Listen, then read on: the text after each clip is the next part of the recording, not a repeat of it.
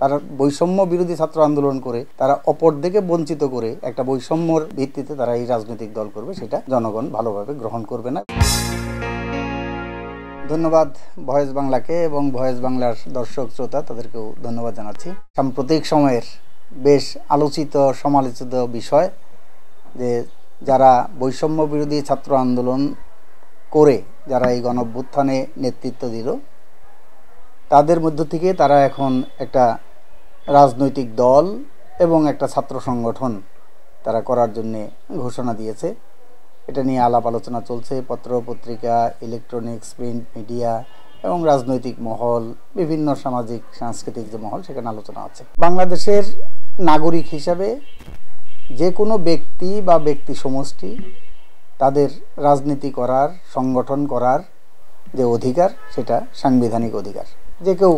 এখানে রাজনৈতিক দল, সংগঠন ইত্যাদি ইত্যাদি সে গঠন করতে পারে, রাজনীতি করতে পারে, যার যার মতাদর্শ অনুযায়ী তার সুনির্দিষ্ট যে ঘোষণা এবং কর্মসূচি, সেই কর্মসূচির ভিত্তিতে করবে। সেই হিসাবে যে তরুণরা গণঅভ্যুত্থানে নেতৃত্ব দিল, এমনিতেই তো তরুণ সমাজের মধ্যে একটা রাজনীতি বিমুখ যে পরিবেশ, সেই পরিবেশটা শাসকদের পক্ষ থেকে, সরকারের পক্ষ থেকে, প্রশাসনের পক্ষ থেকে বিরাজনীতিকরণের যে একটা প্রয়াস, সেই প্রয়াসটা আমরা লক্ষ্য করছি। সেই সময়ে এসে তরুণরা, ছাত্ররা যদি রাজনীতির প্রতি উদ্বুদ্ধ হয় এবং রাজনীতি করতে আসে, সেটা নিঃসন্দেহে তাদেরকে আমরা সাধুবাদ জানাবো। তবে নতুন যে রাজনৈতিক দল, বৈষম্য বিরোধী ছাত্র আন্দোলন এবং পরবর্তীকালে তাদের গড়া জাতীয় নাগরিক কমিটি, তাদের মধ্য থেকে যে এই উদ্যোগ আয়োজন করা হচ্ছে, সেইটা নিয়ে ইতিমধ্যেই কিছু প্রশ্ন দেখা দিয়েছে যে যারা এই সংগঠনের নেতৃত্বে থাকবেন বা ছাত্রদের মধ্য থেকে যারা উপদেষ্টা হিসাবে আছেন, উপদেষ্টা হিসাবে থেকে তারা যদি এই ছাত্র তরুণদের রাজনৈতিক দল এবং ছাত্র সংগঠন করার ক্ষেত্রে প্রত্যক্ষ বা পরোক্ষ সহযোগিতা বা সহায়তা করে,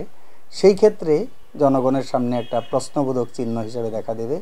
যে সরকারের সহায়তা নিয়ে বা সরকারে অবস্থানকারী ব্যক্তিবর্গের উপদেষ্টা মণ্ডলী, মন্ত্রীর পদমর্যাদায় যারা আছেন, তাদের সহায়তা নিয়ে, সাহায্য নিয়ে, শুভকামনা নিয়ে তারা যদি রাজনৈতিক দল এবং ছাত্র সংগঠন করে, সেটা একটা কিংস পার্টি হিসাবে পরিচিত হবে এবং সেটা ভালোভাবে গ্রহণ করবে না মানুষ। সেই জন্য আমি বলবো যে এই সমস্ত ছাত্র নেতৃত্ব যারা এখানে উপদেষ্টা পদে আছেন, তারা পদত্যাগ করে, এবং ইতিমধ্যেই পদত্যাগ তাদের করা দরকার ছিল, যদি করেন, অনেক আগে থেকেই তারা ভাবনা যদি করে থাকেন যে তারা রাজনৈতিক দল করবে, অন্যান্য ফ্যাসিলিটিস যেগুলো ব্যবহার করেছে সেইগুলো ব্যবহার করে যদি এই রাজনৈতিক দল করার উদ্যোগ নিয়ে থাকে, তাহলে তো অন্যান্য রাজনৈতিক দলের ক্ষেত্রে সেটা তারা একটা বৈষম্যের শিকার। তারা বৈষম্য বিরোধী ছাত্র আন্দোলন করে, বৈষম্য বিরোধী ছাত্র আন্দোলনের নেতৃত্ব তারা অপরদিকে বঞ্চিত করে একটা বৈষম্যর ভিত্তিতে তারা এই রাজনৈতিক দল করবে, সেটা জনগণ ভালোভাবে গ্রহণ করবে না এবং রাজনৈতিক দলগুলোও ভালোভাবে গ্রহণ করবে না। সেই জন্য আমি বলবো যে এখনও যারা রাজনৈতিক দল করতে চায়, খুব দ্রুতই তারা সরকার থেকে পদত্যাগ করুন, পদত্যাগ করে এসে রাজনৈতিক দল করুন, এই ক্ষেত্রে কোনো আপত্তি থাকার কথা নয়। গণ অভ্যুত্থানের পরে যখন বৈষম্য বিরোধী ছাত্র আন্দোলন তারা একটা রাজনৈতিক সংগঠনের রূপ নিতে চাইলো এবং জাতীয় নাগরিক কমিটি গঠন করলো, তখন কিন্তু ধীরে ধীরে অপরাপর যে ছাত্র সংগঠনের যে উপস্থিতি, সেই উপস্থিতি সেখান থেকে আস্তে আস্তে ধীরে ধীরে কমতে থাকলো এবং এক পর্যায়ে এখন আর কোনো ছাত্র সংগঠন নেই। কাজেই বৈষম্য বিরোধী ছাত্র আন্দোলনের যে প্ল্যাটফর্ম, সেইটার যে ফ্লেভার, তার যে গৌরব, সেইটাকে ব্যবহার করে এরা যখন ছাত্র সংগঠন করতে চাচ্ছে, এইখানেও ভিন্ন মত, তাদের তো আসলে সুনির্দিষ্ট কোনো মতাদর্শ নেই, তাদের তো কোনো ভাবাদর্শ নেই, কোনো গঠনতন্ত্র, কর্মসূচি, ঘোষণা ইত্যাদি ইত্যাদি এখনও পর্যন্ত জনসম্মুখে আসে নাই। কাজেই এখানে যারা ঐক্যবদ্ধ হয়েছিল